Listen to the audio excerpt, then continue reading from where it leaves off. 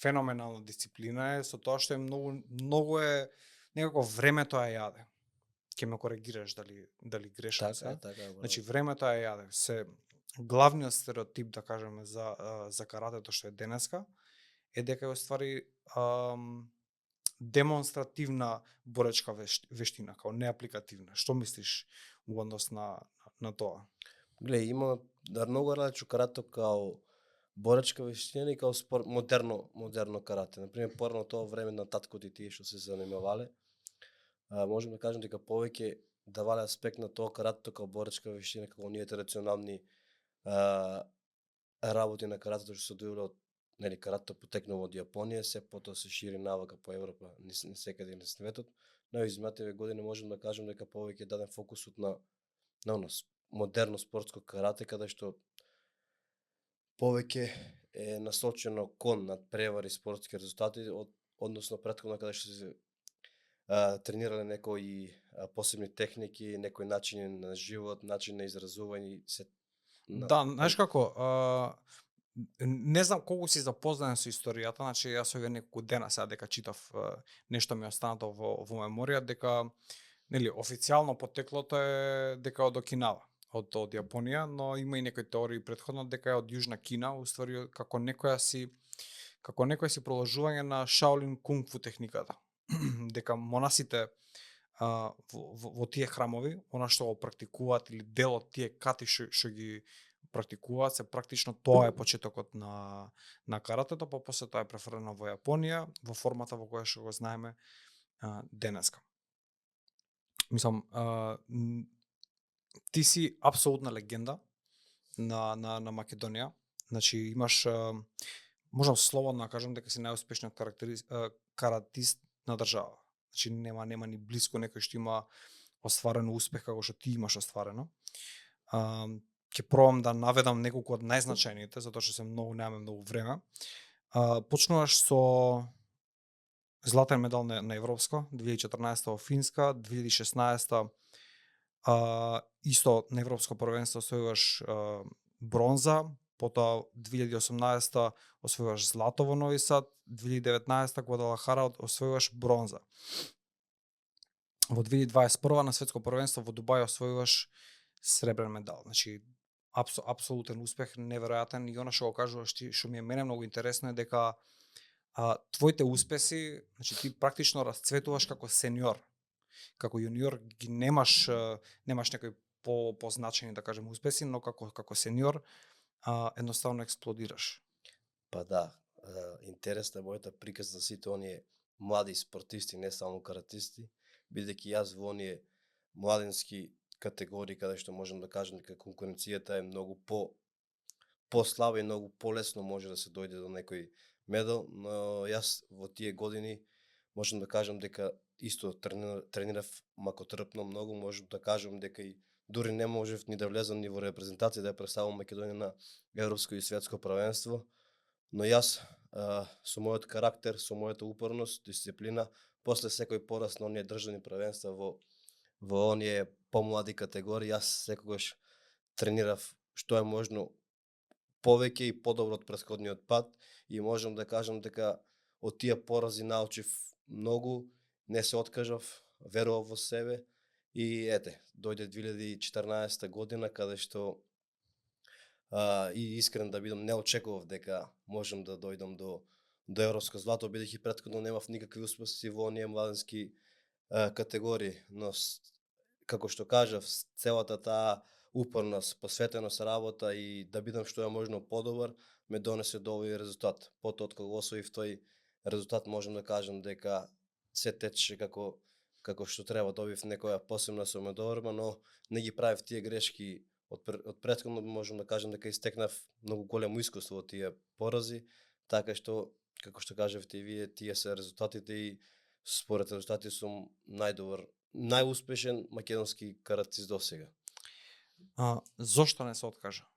Значи, од таа некоја кратка историја јас што ја знам за тебе е дека кога сте почнувале со карате сте биле практично друштво, повеќе луѓе. И како што течело времето, нели самата дисциплина си има начин како ги селектира луѓето и ги тера да останат само тие што се најупорни. Зошто не се откажа и ти како сите останати? Па, можам да кажам дека во тие моменти навистина е тешко да најдеш мотивација и желба да тренираш. Но еве јас мислев дека сум многу се казнувал секогаш со повеќе тренинг затоа што сум изгубил. Не сум се разочарувал. Еве, можам да кажам дека голем дел од младите спортисти, еве, кога ќе имат некој неуспех, еве, одмараат, можам да кажам, повеќе од недела дена, две па почнуваат со тренинг и мислам дека тоа не е правилно. Доколку си посветен и упорен, мислам дека не само во каратето и во секој спорт, кога тогаш резултати ќе доаѓаат сами по себе. Јас со карате спортот започнав на 7 годишна возраст, каде што Кој те воведе во карате? Ти текнува ли? Кој тон не се до па вака татамите? во моето училиште имаше карате клуб, каде што повеќето од моите сокласници, другарчиња беа запишани на карате, па е постојано зборуваа на самите часови за карате. Еден ден отидов дома и му кажав на татко ми да ме запише на карате. И отидов и за жал после некое време се откажаа моите другарчиња, продолжив и јас.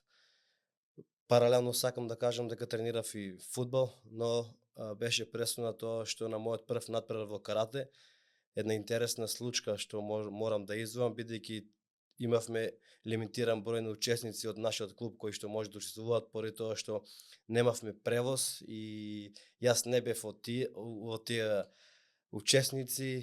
Отидов дома плакајки, после неколку часа ми се јавија дека нашле превоз поголемо комбе, дека ќе учествуваме сите деца од клубот, така што бев пресреќен и на тој турнир можам да кажам дека бевме навистина во една тешка конкуренција, каде што две генерацијски години ги ставија во една категорија и заедно јас со мојот најдобар тоа време другар од клубот бевме во финале. Тој ме победи, јас бев второ пласиран и од тогаш изразив голема желба и мотивација. Тоа беше еден поттик за мене да продолжам само да се бавам со карате. Значи, она што го кажуваше дека во тоа време има некој во Штип што навистина на еден многу природен, убав начин го пренесува каратето како дисциплина и може да привлечи да задржи луѓе во клубот. Па, јас тренирав моите почетоци во карате клуб Астиво, каде што тренирав таму до по завршувањето на основното училиште, потоа се преселив или се запишав во карате клубот Штип, каде што сум и денеска, каде што мои тренери се Сашко и Жарко Арсовски, кои што тие се, можам да кажам, каратисти од поновото време, кои што има значителни резултати во тоа време. Тие беа мои идоли во тоа време и така изрази желба да запишам во тој клуб и еве до сега се уште сум во карате клубот Штип. Почнуваш на 7 години, значи почнуваш со една голема желба, но таа желба, нели, трае некое време, после тоа, значи, бара некои други човечки карактеристики кои што ќе ти, нели, ќе те подигнат малце, ќе ти го подигнат нивото, ќе ти вметна дисциплина, техника, желба, се што треба истрајност за да стигнеш до моментот кај што си денес. За мене во оваа хронологија која што ја гледам, навистина таа 2014 е многу клучна, ако не се лажам, затоа што тоа е првиот голем успех. Значи тоа е европско злато кое што, знаеш како викаат, значи еднаш кога ќе стигнеш до, мислам, тоа е најтешкиот пат. После тоа веќе знаеш со каква величина работиш, со каква конкуренција се соочуваш, кое е нивото, јасно ти е, но првиот пат, значи тоа провенство во Финска. Може да ми кажеш, значи како одеше процесот, значи што се случуваше кога дозна дека ќе се надпреваруваш таму, како стигна да се надпреваруваш таму, имаме ли ние некој процес на квалификации за европско, како течеше целиот тој процес? Вака можам да кажам дека претходно 2 недели пред тоа надпреварување бевме на надпревар во Србија Чачак, каде што се здобив со тешка повреда, скршеница на носот и тежок нокаут, бев 8-9 часа во болница и до последен момент не се знаеше дали ќе учествувам на тоа европско првенство, но за моја среќа се случи како што треба, се опоравив многу брзо, иако беше пресна повредата, да е било во некој друг спорт, например во боксот, сигурно ќе имаш забрана 6 месеци да немаш настап на некој надпреварување, но во карате спортот тоа го нема. Јас брзо се опоравив, сепак се чувствуваше повредата, не тренирав едно 10 дена и заминав на тоа европско првенство. Можам да кажам дека немав никакви очекувања, но сета таа работа во изминатиот период, таа упорност, мислам дека Господ ме награди на тоа европско првенство. Патот беше многу тежок, имав 5 борби, од кои доста искусни борци. Чекај, нели носиш маска, некоја заштита, ако збориме за скршеница на нос, тоа е сериозна скршеница. Мислам, боли она, ветар да дувне, боли цела глава. Првите 5 дена можам да кажам наистина дека болеш, имав тампони во носот, каде што морав да ги носам, не можев да дишам, постојано течеше некоја течност од носот, но откако ги извадив тампоните, продолжив со тренинг, тренирав со маска, но на самите надпревари не носев маска, бидејќи во каратето не е дозволено да носиме маска. И така се случи тоа што се случи. Навистина имав фантастичен надпревар, каде што можам да кажам дека повеќето од надпреварачите ги победив, и тоа убедливо со големи резултати. Мислам дека тоа е резултат на изминативе години, каде што претходно напоменав дека тренирав макотрпно, не се различарував, верував во себе и резултатот дојде сам по себе. И потоа секоја наредна година можам да кажам дека бев во самиот врв на европското карате.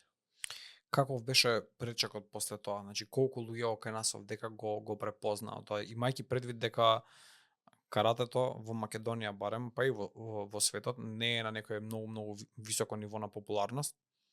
Како беше пречекано? Дека имаше ли одзив? Успеа ли да кажеме држава или јавноста на некој начин да го препознае целото тоа?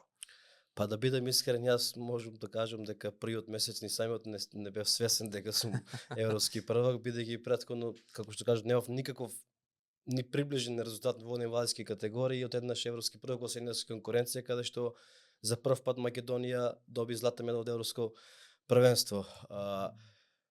Можам да кажам дека после толку време, бидејќи во оние периоди каде што постојано губев, многу од моите другари, пријатели, па и оние блиски не веруваа во мене, како со зборовите зашто тренираш, подкажи се, губеш од овој, губеш од овој, тренираш по 2 пати. Навистина, тоа беше многу разочарувачки за мене, но јас верував во себе дека ќе докажам еден ден дека сето тоа што го правев и кога губев, тренирав повеќе од претходниот пат, ќе докажам дека стварно така треба и така треба секој спортист да го прави. И навистина во градот Штип одеднаш се слушна за името Емил Павлов, потоа и државата, самата карате федерација, и можам да кажам дека навистина тоа ми пријаеше и понатаму имав што поголема мотивација, бидејќи јас тренирав додека губев, вака со успех беше се полесно. Тоа ше многу полесно, да. Значи, во практична смисла, значи зборам, имаш ли некоја, да кажеме, финансиска помош или помош во однос на услови, на некој начин кога ќе се види дека веќе го имаш квалитетот, дека си веќе шампион, дали некоја организација, институција и инфраструктура се јавува да ти помогне во твојот пат? Да, во нашиот закон за спорт, во карате спортот, доколку освоиш медал на европско и светско првенство, добиваш стипендија од 4 години, каде што навистина за мене во тој период ми значеше многу.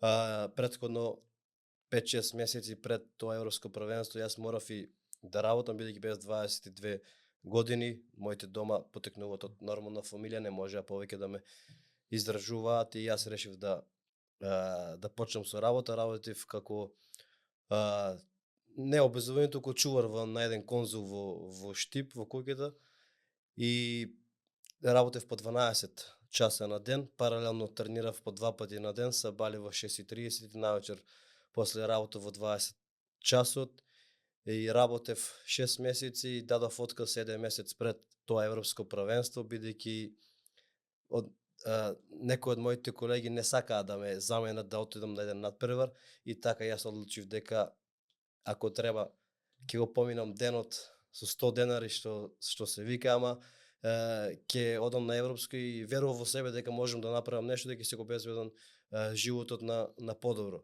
Значи до таму била работа. Сакаш да ми кажеш дека луѓето не сакале да те сменат и покрај тоа што гледаат што правиш, како живееш, како функционираш, кој ти е патот и не сакале да Па немав да кажам колеги што беа во спортот и не знае како функционира тоа и навистина немав разбирање, но ете јас се одлучив, на мене каратето ми беше пред се и тоа го направив, дадов отказ и еве после 1 месец се случи тоа што се случи. значи си решил да се жртвуваш, што Да. викаш ќе го правам денот со 100 денари ако треба, ама ќе дам да го бркам тоа што го сакам.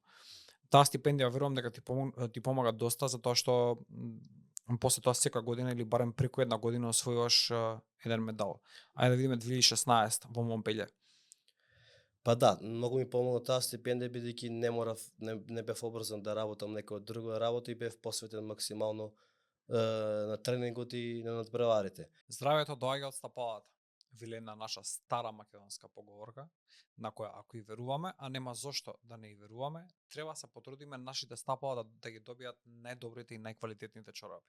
Buchan.mk ви го нуди токму тоа. Квалитетни чорапи за сите видови на спортови, почнувајќи од трчање, планинарење, велосипедизам, скијање, буквално се што може да ви текне. Мојот начин на живот наметнува неколку пати во неделата физичка активност со помал или поголем интензитет и ми беше потребно нешто што ќе го амортизира притисокот на стапалата и токму тоа го пронајдов со чорапите на Buchan. Отворете ја веб страната, видете што е она што ви одговара вас најмногу. За нарачки над 1000 денари доставата е бесплатна. За нарачки надвор од Скопје производите се испраќаат по карго. Потоа 2015 година имав со тој златен медал обезбедив настап на првите европски игри во Баку, Азербејџан. Тоа е еден вид на олимписки игри, но само од Европа. Тоа за прв пат беа организирани во Баку, Азербејџан. Настапив таму и го освоив 3-то место. Таму бевме учесници на добрите 8 од Европа.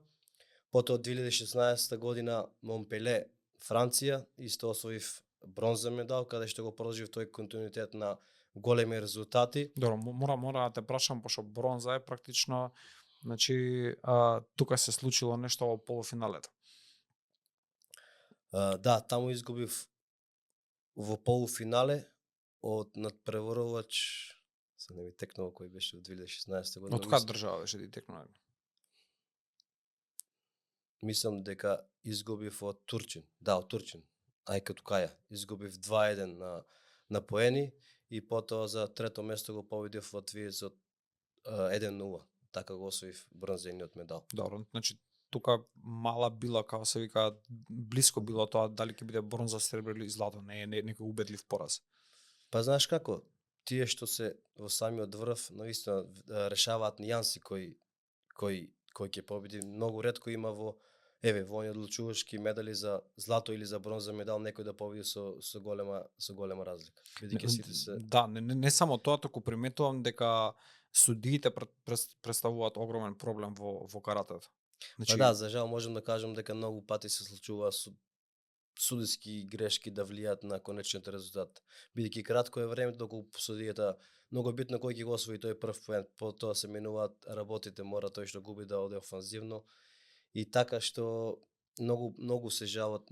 Тоа е еден проблем каде што мора во иднина брзо да се реши за да нема толку судиско влијание. Да, ми интересира чисто ако можеш да ми го објасниш тој скоринг систем, пошто еве утре кога ќе гледам карате на пример, сакам да разберам што е она што го гледам. Она што викаш ти е дека тој што ќе го освои првиот поен е во предност исто како во фудбал, да кажем, и после тоа другиот мора да брка цело време и во крајна инстанца ако заврши нерешена надпревара, тој што го освоил првиот поен го победува мечот. Како се постигнуваат поени во карате? Па да, во каратето последните години, секоја година се минуваат по некои правила. Еве моменталните правила како се бодуваат поените, најпрво со рака во глава и во тело се бодува со 1 поен, со нога во тело 2 поени, со нога во глава е 3 поени и ако бутнеш противникот на земја и мора да закуцаш со рака, тоа е 3 поени.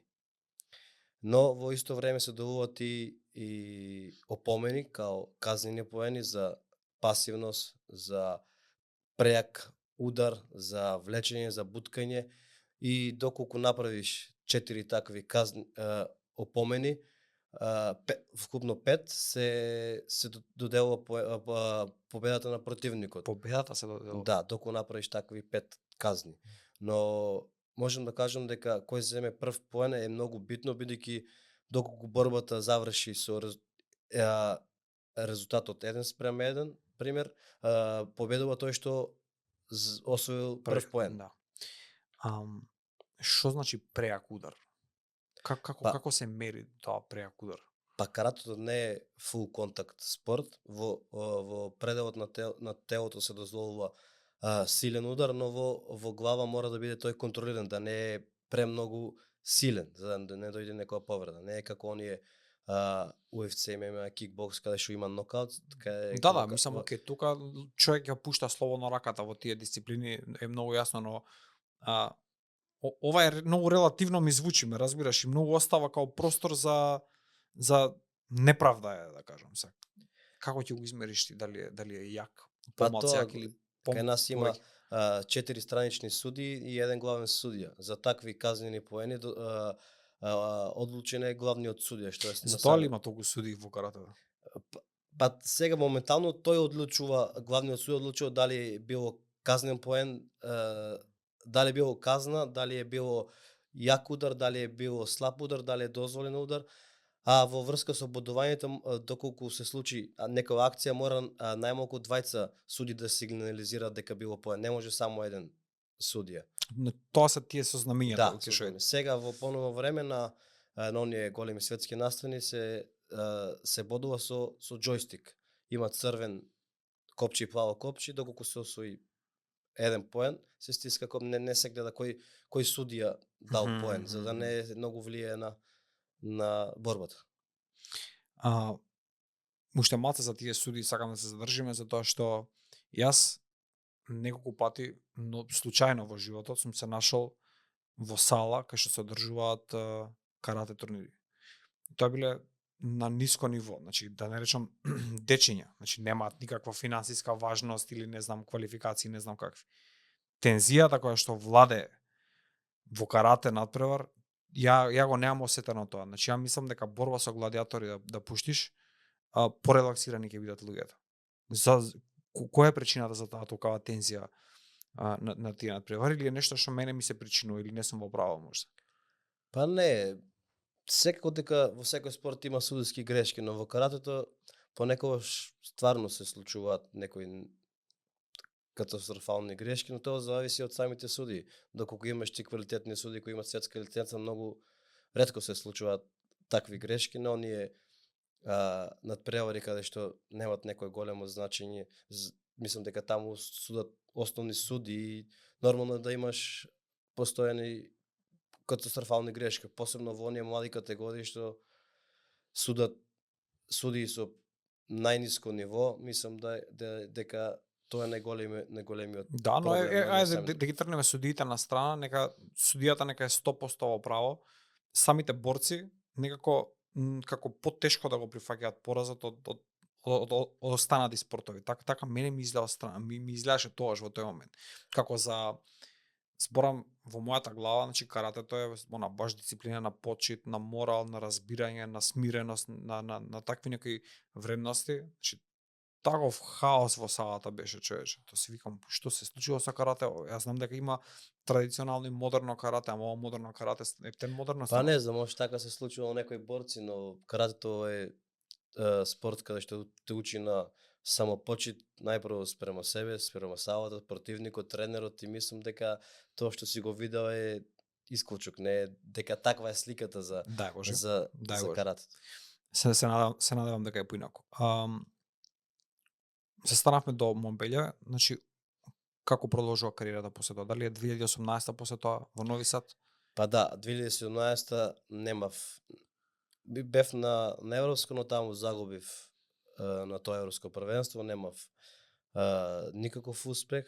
Потоа дојде 2018 година Нови Сад, каде што повтор пат станав европски правак и можам да кажам дека тогаш бев и свесен и спремен и таму го дадов најдоброто од мен на тоа европско првенство, бидејќи како што кажав претходно не верував многу во мене, но тоа беше тешко првенство бидејќи еве кога сте фаворит, кога имате повеќе медали од европски првенство, сите ве анализираат, ве простудираат и затоа вие треба постојано да минувате тактика, техника, да бидете 101% подготвен за таков предизвик.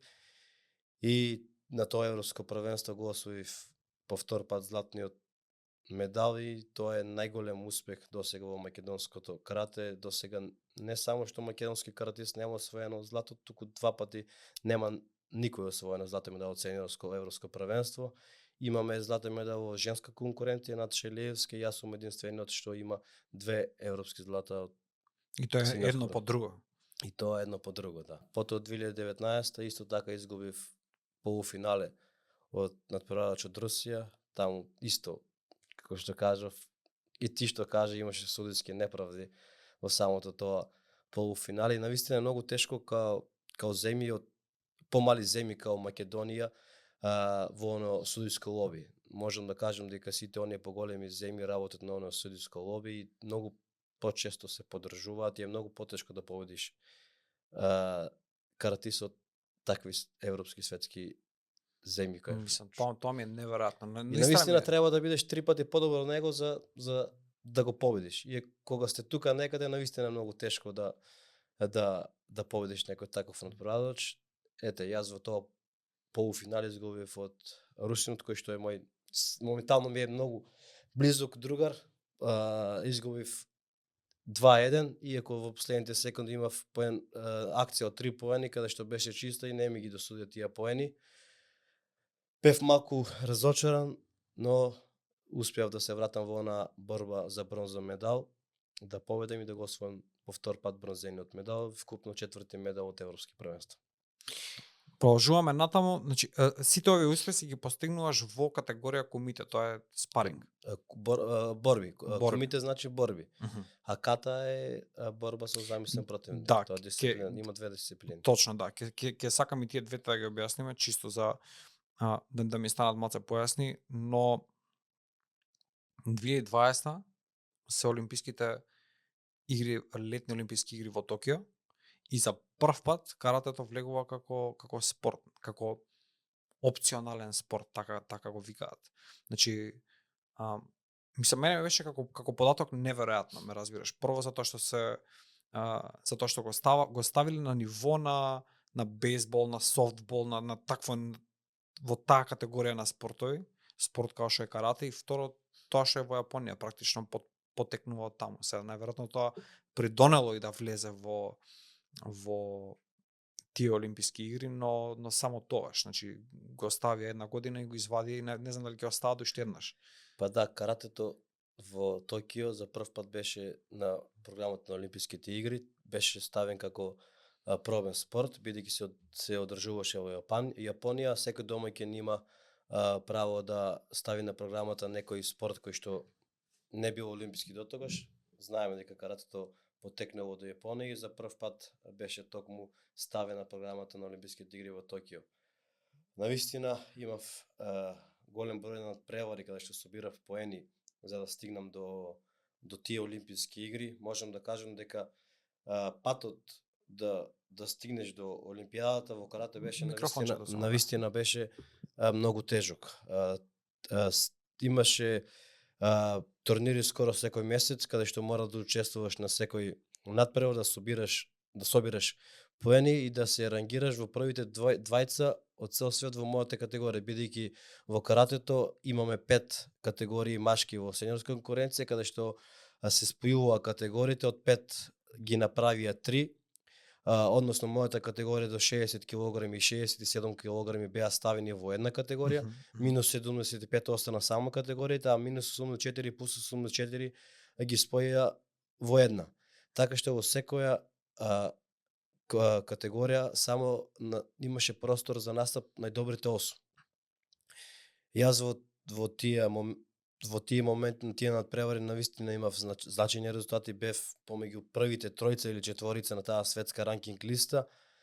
Ете, се случи ковид пандемијата не затвори сите нас дома, немаше надпревари, немаше услови за тренинг. Ете, после некое време, откако ослободија мерките, многу од самите земји направија своји кампови, кај нас во Македонија не сакаше некој да преземе некој поголем ризик, барем тие што сме во топ форма да некакви кампови, некакви припреми, бевме оставени сами на себе.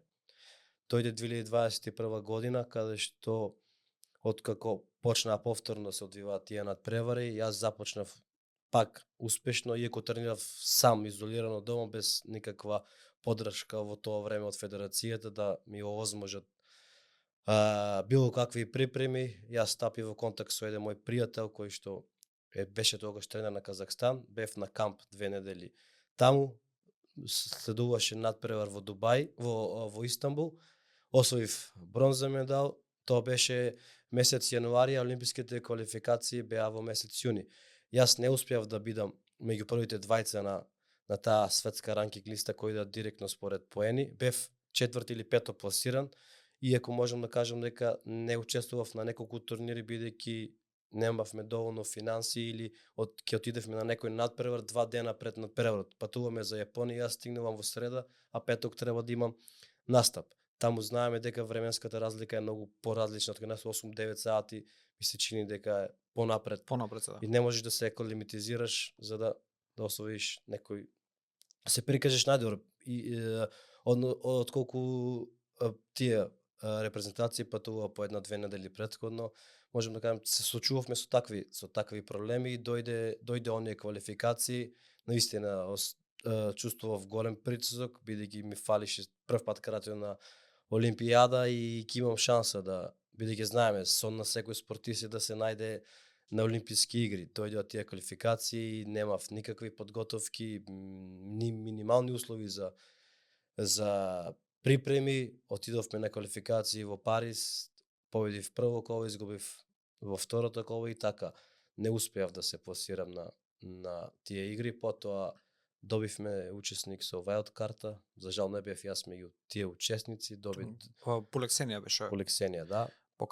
Поканета и ете така се сруши мојот сон за настап. Значи тоа е на таква, ја не знам ни како да го опишам искрено, да ти кажам тоа. Значи влегува каратето за прв пат на Олимписки игри. Значи ние ти имаме тебе афирмира, значи тебе ти оди буквално се од рака. Значи освојуваш, постигнуваш невидени успеси за Македонија и моментот, значи годината во која што треба ти да се спремиш за тој квалификацијски циклус, тебе нема која те поддржи, ти треба да му се јавиш на пријателот од Казахстан, со нив да идеш, па некои си турнири во Истанбул. И знаете како е, доколку вие како сам направил че се оптоварувате со такви ситуации каде што сами барате каде да отпатувате на припреми, мислам дека тоа одзема многу енергија и време. Тука е веќе завршена приказната. И психички не си подготвен, бидејќи за големи врвни спортски резултати спортистот мора само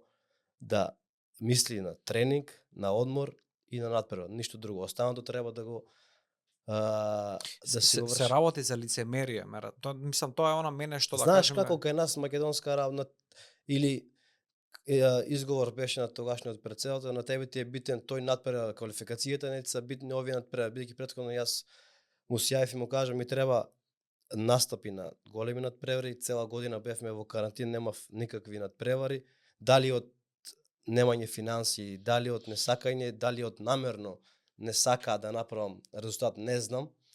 Ми рекоа, тебе не ти се битни овие турнири, тебе ти е битно да патуваш на тие квалификации, таму ако освоиш медал, таму освојуваш норма. Но вие за да освоите норма, треба секој да имате подготвени надпревари каде што можете да проверите вашата форма. Да, за кој надпревари зборот? Кој надпревари не се битни? Па еве, преска го спомнав тоа. Имавме премиер лиги, се знаеше дека јас не можам да освојам норма со поени на ранкинг листа. Последна шанса беше за мене само тие олимписки квалификации, каде што ќе се борев таму и ако освојам медал ќе патувам на Олимпијада. Но тие турнири беа битни за да се провери мојата форма, да видам до кај сум, каде грешам, каде сум добар, што грешам да исправам, што е подобро да го уште подобро на тоа. Знаете како е? Кај нас се остава на случајност. Не ти се битни ова, не ти е битно ти е овој турнир, а ти треба за да се спремаш за тој турнир треба да имаш припреми, надпревари подготвителни и да настапуваш на значи они во смислот ти кажуваат дека немаш потреба се да учествуваш надпреваруваш. на овој, нели? Да, Се знаеше дека не можам да идам добро, спрема. тоа е финансии и пари кошта повеќе, неверојатно. Па не знам што да кажам. Дали е тоа? Разбирам. Мислам, неверојатно, не знам што да кажам. Ке имаме ли са каратето нема влеза до 2028 сигурно Па дека сигурно во Лос Анџелес не се зборува дека 2032 година дека пак има шанси да биде ставена на програмата на Олимписките игри. Јас се надевам и посакам бидејќи навистина каратето заслужува да биде на програмата на значи јас кога прочитав дека е ставено со софтбол во иста категорија, а знам и какви други спортови влегуваат на Олимпијада, влегува и гейминг меѓу другото, разбираш? Значи за една таква дисциплина како што е каратето, стварно и не знам ако веќе натаму оди целата работа и ова што беше сега во Париз, брейкденс беше олимписки спорт. Брейкденс на каратето. Значи каратето можам да кажам дека буквално во секоја една земја има што тренираат карате. Во останати спортови, многу останати спортови нема на секадни светот што се практикува некој спорт. А карате буквално во секоја една земја во светот се тренира карате. И јас искрено се надевам бидејќи навистина ние како Македонија имаме традиција во овој спорт, имаме успешни млади надежни каратисти кои што ќе може да си го остварат својот сон и да донесат резултати. Емил, ајде маце за каратето, значи ова е твојот компетитивен дел, да кажеме тука веќе не иде. Заборавме да кажеме само и за светското првенство после. За светското првенство 2021 точно. Тоа беше 3 месеци после Олимписките игри во Токио. Токио, да. Светско првенство во Дубај, каде што за прв пат настапив во категоријата до 67 кг, на категорија повеќе од мојата претходна година, од мојата претходна категорија, и таму навистина ми се, да кажам, ми се оствари уште еден сон. Чекај, ова ти е прв настап на светско првенство? Во таа категорија. Претходно учествував на светски првенства во категорија до 60 кг. Најголем успех беше 5-то место на светско првенство 2014 година кога освоив прво место. Злато. Знаете како, имате 4 европски медали, а немате ни еден од светско. И навистина тоа малце после тоа што не успеав да се пласирам на Олимпијада, ми фалеше за мојата категорија да имам медал од светско првенство. И отпатував после 3 месеци после Олимписките игри, беше тоа светско првенство во Дубај, за прв пат во една нова категорија, имав 6 борби, од кои 5 борби победив, изгубив од актуелниот светски, олимписки, европски првак, но претходно победив 2 медалисти од Олимписки игри, учесник на Олимпијада, каде што беа тие во мојата категорија на Олимписките игри. Можам да кажам дека јас доколку се најдев, не дека ќе освоев медал, но бев еден што ќе можеше да се надеваме на медал од Олимписките игри, бидејќи јас и претходно, а и после тоа ги победив тие што беа на Олимписките игри во Токио. Значи вака што само поише се нервирам вака што ми збориш, затоа што навистина се пресликува тоа невизионерство кај спортски работници. Значи тоа стварно е ужасно, мислам, и ова што го кажуваш само го потврдува, не најверојатно, туку сигурно ќе си освоил. Да, знаете, wild карта се дава на спортисти кои што не успеале да обезбедат норма, и навистина е многу тешко со wild карта да направиш медал, не само во карате, во било кој спорт. Но кај нас во каратето даваа wild карти, можам да кажем, на некои што стварно може со wild карта да освојат медал. И сакаш да ми кажеш дека таа wild карта, значи можеше многу лесно тебе да ти биде доделена? Па не знам, според резултатите го се гледа навистина, нема кој освен мене, нема кој да ја добие тај wild карта. Не знам зашто јас не ја добив, дали во мојата категорија немаше wild карта. Тука е направена колосална неправда, значи не збориме само према тебе сега. затоа што многу добро го памтиме импактот, да кажеме, од Дејан Георгиевски, таеквондо што донесе медал, и кој беше импактот и како се менува животот на човекот и на државата во светски рамки кога ќе се појави како медалист. Значи, за некој да не ти ја даде таа шанса на тебе, не ти ја дава, не само тебе, туку и на цела држава не дава шанса да се искачи на подиум, не ја дава најдобрата шанса. Така да тоа најверојатно треба да служи на чест на тие луѓе што во тој момент така одлучиле или тоа го направиле во таа ситуација. Се уште не знам дали тоа било намерно или немало опција да ми се додели вајлд карта на мене, но што е тоа остана зад мене, така требало да биде. Еве јас после 3 месеци докажав дека навистина имам квалитет да се носам со најдобрите надпреварувачи и со оние што освоја медал на самите тие олимписки игри во Да, во види, Токио. значи ја многу би сакал стварно тој момент да ако ова видео стигне до некој од тие луѓе кои што ја носеле таа одлука, да се изјасни на некој начин дали тоа што не ти е доделена таа вајлд карта на тебе е резултат на неможност, технички невозможни или едноставно желба на некој друг да оди место тебе. Мислам, тоа стварно би сакал. Па не сакам да се навраќам назад, тоа беше навистина тежок период за мене, бидејќи знаете како цел живот тренирате, имате големи успеси. Не се навраќаме, ама убаво е да се знаат работите, ме разбираш, едноставно да знаеме, тоа нема да осмениме. Значи ниту пак се нервира некој, ниту пак некој некого навредува, ме разбираш. Ама едноставно убаво е да се знае што навистина се случило, затоа што ако е таа варијанта која што се претпоставува дека е навистина голема неправда и многу лош начин на управување на спортистите и на спортскиот систем во Македонија и најверојатно тоа е една од причините зошто како држава имаме недостаток на успеси во многу полења. Па знаеш како во тој период имаше многу муабети као намерно не сакале или не знам зошто. Ма знам кај живееме, ме разбираш за тоа. Јас не сакам да верувам дека е тоа било така. Не е ни твоја работа, значи ти имаш еден шампионски мајндсет. Али ја докажав дека после 3 месеци дека наистина имав квалитет да бидам конкурентен со самите тие надпреварувачи. Види, дополнително ти добиваш признание во текот на целиот изминат период. Значи, колку години поред си биран како спортист на годината во Штип? Па мислам дека 7 или 8 пати сум. 7 или 8 пати. Спортист на годината 2018. Да, во Македонија си во 2018. Значи заедницата го гледа твојот успех. Значи го валидира цело време, ме разбираш.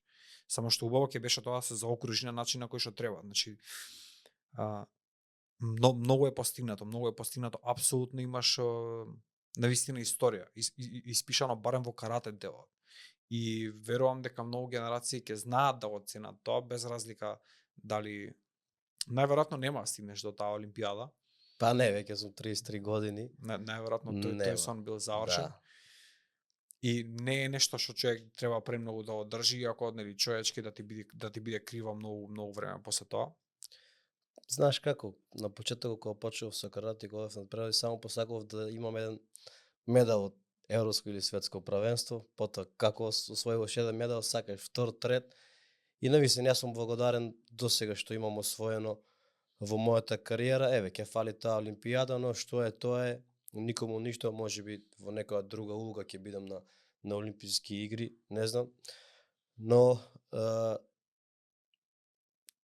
јас сум, како што кажав, благодарен за моите досегашни успеси, еве да и оставив просторност на младите каратисти дека еве и од Македонија може да се стигне и до европски првак, дека втор на светско, континуирано да има медали од европски правенства, така што навистина јас сум горд на мојата кариера досега. Дали е центар, дали е Штип моментално најголемиот карате центар, да кажеме, или најуспешниот, сигурно е? Па да, можам да кажам дека карате клуб Штип, градот Штип низ историјата сме познати во оние боречки спортови како карате, борење, бокс, боречки клуб Балканец е од Штип, но еве исто така и градот Штип има историја во карате спортот, еден меѓу најстарите клубови потекнал од Штип. најголемите успеси во сениорска конкуренција потекнуваат од Штип. Мојот тренер има бронзов медал од светско првенство, во сeniorска конкуренција јас сум второ на светско и 4 медали од европски првенства, со тоа што не прави најуспешен град во Македонија во делот на карате. Колку дечиња има моментално? Имаш ли некоја бројка од прилика ми даш колку дечиња тренираат карате? Само во нашиот клуб или општо Во сите градот? клубови? Не во градот ме интересира, во Штип Па некоја мислам бројка. дека преку 200 дечиња сигурно тренираат карате. Тоа е некој просек во Македонија или повеќе или помалку?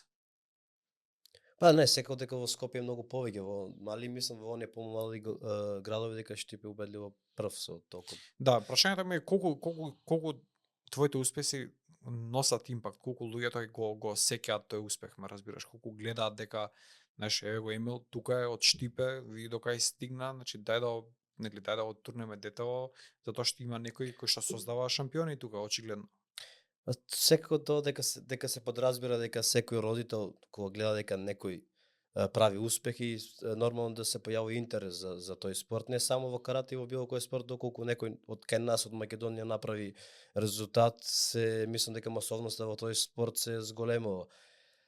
И навистина има деца во нашиот клуб каде што постојано доваѓаат нови дечиња, каде што тренираат и навистина имаме надежни каратисти кои што јас се надевам дека ќе го следат мојот пат и дека еден ден ќе ги надминат овие мои успеси и навистина јас ќе бидам среќен доколку некој не само од мојот град и од Македонија ги помине, ги достигне овие мои успеси. Дали мислиш дека, значи спомнавме колку се финансиите проблем на почетокот на твојот пат. Значи ти кажуваш дека буквално си морал да напуштиш работа, значи таа жртва да ја направиш. Дали сметаш дека поинаков однос од тој што си го имал тогаш во тој момент би ти го донело успехот кој што го имаш денес? Значи дали ако човек не е спремен да пореде и со 100 денари на ден ако треба, може да се искачи во таа височина кај што си ти сега? Па мислам дека секој спортист мора да е поминал една таква голема жртва да стигне до успехот. Мислам дека има една поговорка, вика многу е тешко, вика да станеш да се бориш ако наутро се будиш во свилени чаршафи. Многу е тешко. така е. Па мислам дека тоа доаѓа од самиот себе. Доколку ти си спремен да се жртвуваш за нешто и да бидеш посветен максимално на тоа, кога тогаш резултатот ќе дојде сам по себе. Овие млади генерации мислам дека сакаат да достигнат успех, но не сакаат да осетат тешко, да се жртвуваат. Како што кажав и претходно, дел од моите другари во тоа време, дури ја не излегував никако, а знаете, 18-19 години колку... Тогаш си најактивен, значи тогаш животот почнува после 10 сат на вечер. А јас легнував во 9:30 да се станам со бале во 6:30 на тренинг. Наистина беше тешко кога сите другари излегуваат, а ти да останеш дома во тоа време. И таа жртва, таа мака, таа посветеност, таа дисциплина, кога тогаш ќе излезе на површина. Значи има едно правило, вика, за да постигнеш навистина мајсторство во одреден спорт или во одредена вештина, потребни се минимум 10.000 сати. Значи тоа се, ако ги сведеш во активни сати во денот, кој ќе одземеш спиење и така натаму, тоа се негде отприлика 9-10 години. Значи 9-10 години треба буквално да го оставиш животот во таа насока, да не постои ништо друго. За да после тоа едноставно за да го достигнеш врвот.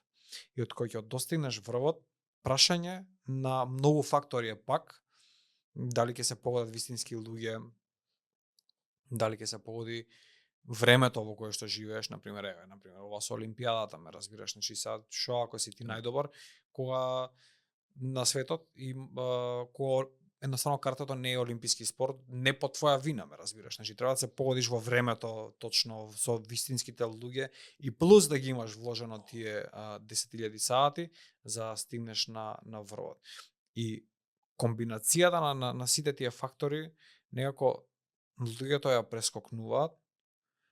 Знаеш, ќе отвори, ќе те види, например, знаеш, Емил освоил злато или освоил бронза и така натаму, се честита некако со полуотворена уста, ме разбираш, некако малце дури подценувачки, како не знам како да го кажам тоа.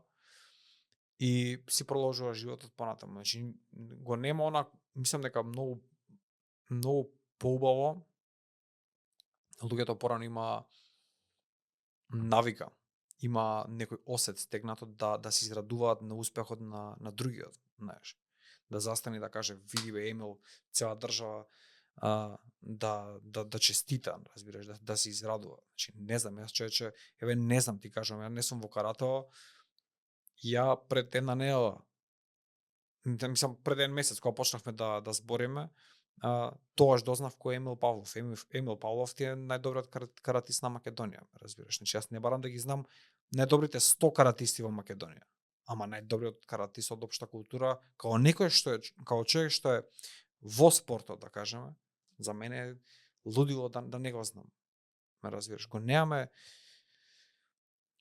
некако е сменето некако многу во поинакво време живееме. Некако успехот не се вреднува на начин кој се изгубени вредностите, бидејќи во Македонија некој инфлуенсер, да не понижувам некој, но како што некој успешен спортист, не само некој друг успешен спортист помалку е познат и почитуван отколку некој инфлуенсер. И не знам, во поранешно време мислам дека повеќе се почитувале оние стварно вредности. Види, кога ќе кажа порано каратист, тоа беше статус. Тоа не беше само професија или животна определба на одреден човек, туку група на луѓе околу него, значи го гледат како статус. Значи човекот кој ќе кажеш некој каратист, тоа не значи дека е само спортист, туку значи дека е човек што има многу почит, човек што е многу дисциплиниран, човек што е во баланс, едноставно. Ама некако, знаеш, се губи смислата на вистинскиот спорт, бидејќи ми можем да мислам дека комерцијалната се го прави своите, бидејќи колку олимписки прваци кои што се едно по друго се не толку познати и толку позвучни како некој што ќе направи една борба, не знам, што ќе има поголема медиумска застапеност, тој добива поголемо значење од некој спортист што бил на Олимпијада, што освоил неколкократни олимписки медали. Навистина е многу тешко да освоиш медал на олимписки игри, а да не збориме за злато. Се смени, за тој така го почнавме, дека каратево се изгуби во овој хаос, во оваа фонија некако од некој безврска инфлуенсерство. Вештина како каратето не успева да го најде својот комерцијален елемент. Јас знам дека UFC, например, кога почињаа првите борби, тоа беа оние влегуваше каратист со кимоно против, не знам, сумо борач. Се тестираа дисциплините една меѓу друга. Дека секој спортист, боксер сака да има меч со некој јутубер за да добие поголема популарност. Иако до претходно никој не знаел ништо за него. Мислам дека се губи она правата суштина на спортот. Дека точно тоа е она што сакам да те прашам, значи која е суштината на каратето според тебе? Ако имаш, да кажеме, некоја суштина, некоја содржина во тебе, ако имаш формирано у вербална смисла, у смисла на зборови, која би била суштината? Според мене каратето е начин на живот каде што пред се каратето те учи на самодисциплина, ти го созрeva твојот карактер на прави вредности, не само додека тренираш, тој те учи и после тоа да бидеш успешен и дисциплиниран и да почитуваш се она што е вредно. И резултатите некој ги има помалку, некој ги има помалце, но мислам дека тоа што ќе го стекнеш во каратето, дека многу понатаму ќе ти помогне во другиот дел од животот, бидејќи во Македонија навистина тие што биле врвни каратисти, навистина се успешни и во сета она друга работа која што после завршување на кариерата ја започнуваат. Да, дали мислиш дека што би бил на пример ако го немаше каратето? Спомна дека со фудбал може би се бавел. Мислиш ли дека би бил истиот човек, да кажеме, ако беше фудбалер и каратист? Па мислам дека не. Не. Не.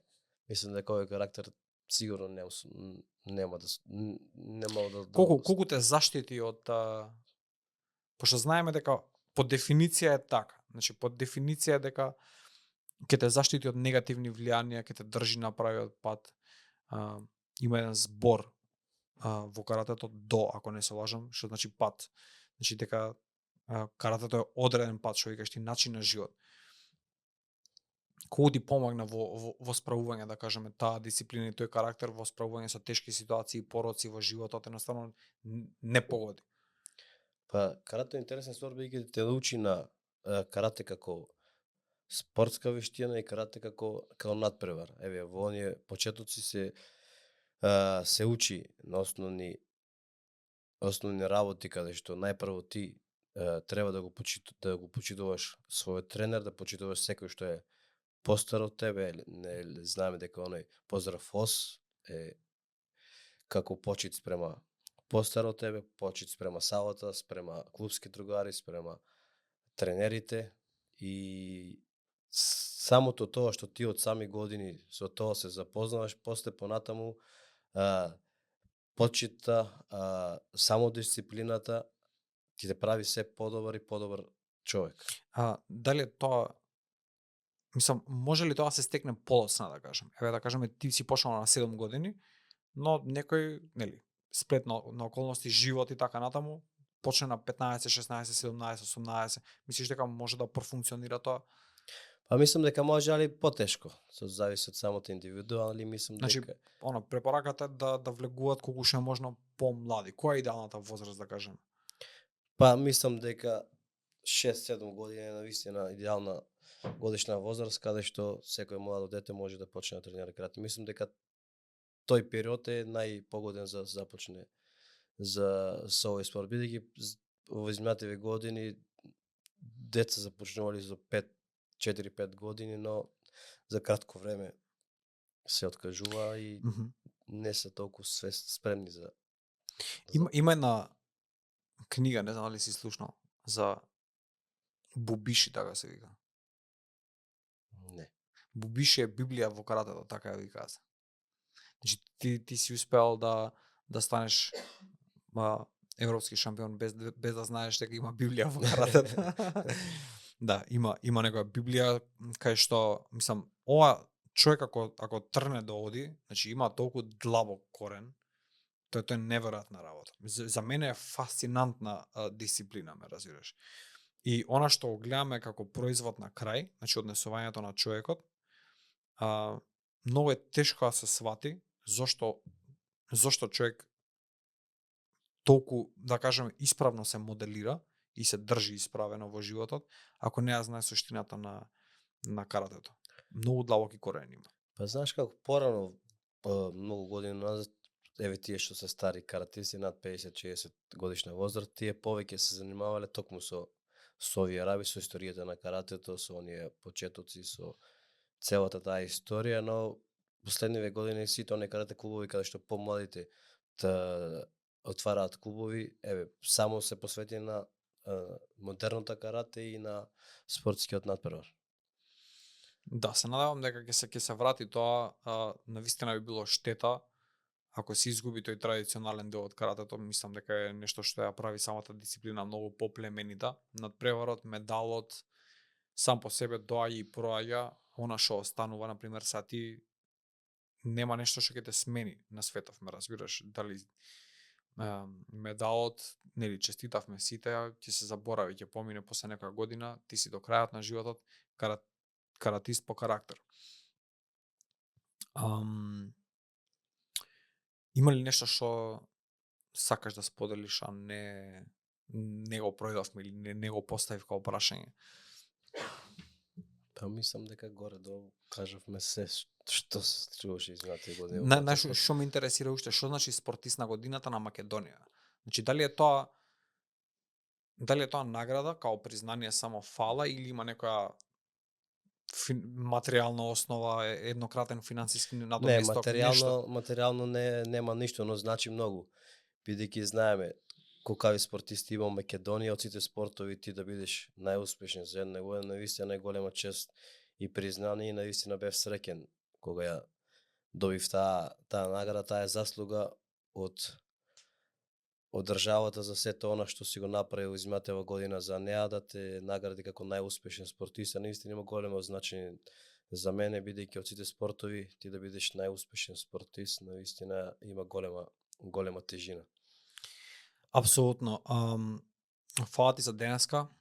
Навистина сметам дека си еден голем амбасадор на спортот во Македонија, посебно на каратето. Ти посакувам многу успеси понатаму, доколку продолжиш да се надпреваруваш, доколку не, се надевам дека ќе ти се овозможат доволно добри услови да можеш да го пренесеш своето знаење и искуство и да создадеш нови шампиони. Благодарам и на тебе, ми беше чест и задоволство да видам твои гости и се надевам дека сите оние што ќе не гледаат ќе уживаат во овој разговор. До некое следно гледање.